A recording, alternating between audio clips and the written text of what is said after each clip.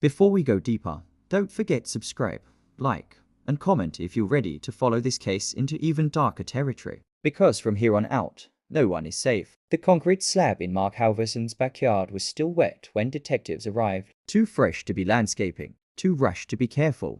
Officer Jenkins had felt it immediately, the hollow sound when he tapped his boot against the surface, the way the edges hadn't settled into the surrounding soil. Someone hadn't planned for scrutiny. Someone had planned for speed. They brought in a jackhammer just after midnight. Neighbors watched from behind curtains as the concrete cracked open, the noise echoing through the quiet suburb. Dust filled the air. And then, beneath the broken slab, the flashlight beam caught something pale and unmistakably human. A hand. The remains were skeletal, but not old. The medical examiner would later estimate 6 to 8 months in the ground. The body had been wrapped in plastic, weighed down with cinder blocks, buried just deep enough to hide, but not deep enough to disappear forever. Detective Lena Morales stood over the shallow grave, rain soaking her hair, her jaw clenched tight. One body was already too many. This changed everything. "Who is it?" Whitaker asked. Lena didn't answer yet, because the question that mattered more was why this body was here at all.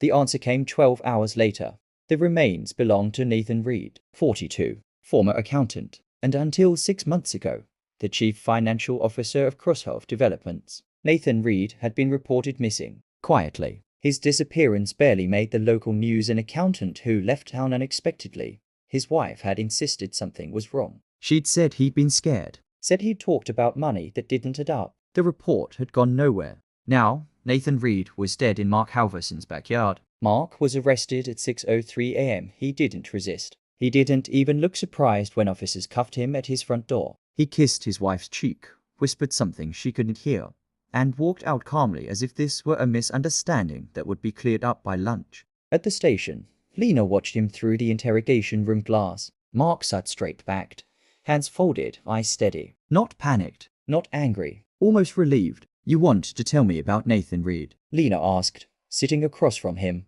Mark blinked. "I don't know who that is." Lena slid a photo across the table. Nathan's face stared back off his badge clipped to his jacket, a faint smile frozen in time. Mark's lips pressed together. "I've seen him before. He worked for Daniel, and now he's buried in your yard." Mark exhaled slowly. Then Daniel must put him there. The audacity of it almost made Lena laugh. "You expect me to believe Daniel Cross murdered his own CFO, hid the body at your house, then threatened to expose you for fraud?" she asked. Mark leaned forward slightly. Daniel was desperate. He was bleeding money. Nathan found out. I think Daniel killed him, panicked, and used my property because he knew I traveled a lot. He set me up. It was a clean story. Too clean. Lena stood, walked behind him, and placed her hands on the back of his chair. "Funny thing is, Mark, we pulled GPS data from your car. The night Nathan Reed vanished, your vehicle was parked behind your house for 6 hours straight. No movement, no travel." Mark said nothing. "And your concrete receipts," she continued, "purchased the next morning. Cash, still nothing." "You're smart," Lena said quietly. "But you made one mistake. You underestimated how long secrets stay buried." Mark finally looked up at her. For just a second, the mask slipped. Something cold flashed in his eyes. "I want a lawyer," the media exploded. 2 bodies, 1 suspect. Headlines called it the Quarry murder case.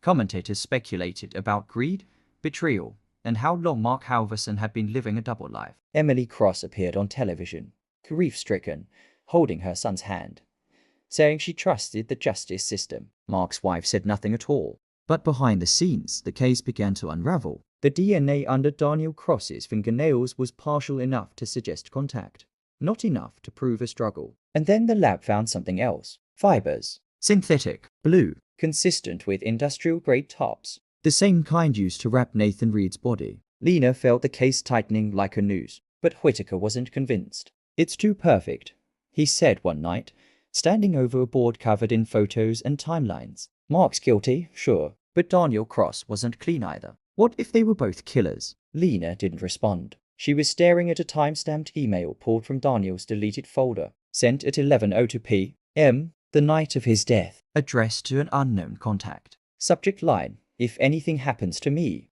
Attached was a single document, a confession. Daniel wrote about Nathan Reed discovering the fraud, about Mark suggesting they handle it quietly, about meeting at Mark's house the night Nathan disappeared. about blood on the garage floor. And then, the final line. If you're reading this, Mark has already made his move.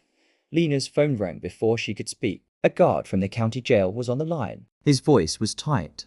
Detective, we have a situation. Mark Halverson was gone. Somewhere between midnight and morning count, the surveillance cameras in his cell block went dark for 90 seconds. When the feed came back, Mark's cell door was open. Empty. His bed neatly made. No signs of struggle. No alarms triggered. Just a man accused of 2 murders vanishing into thin air. An hour later, a burned-out sedan was found near the state line. The plates matched a car stolen from a hospital parking lot. Inside the trunk, investigators found a bag packed with cash, a passport under a different name, and a single object placed carefully on top. Daniel Cross's missing phone. Lena stood at the scene, staring at the charred metal, her mind racing. Mark hadn't run blindly. He'd prepared. He'd known where to go, what to take, and exactly how much time he had. But he'd left something behind on purpose. Because when they powered on the phone, there was one unsent message saved in drafts. It was addressed to Lena Morales, and it read, "You are still looking in the wrong place.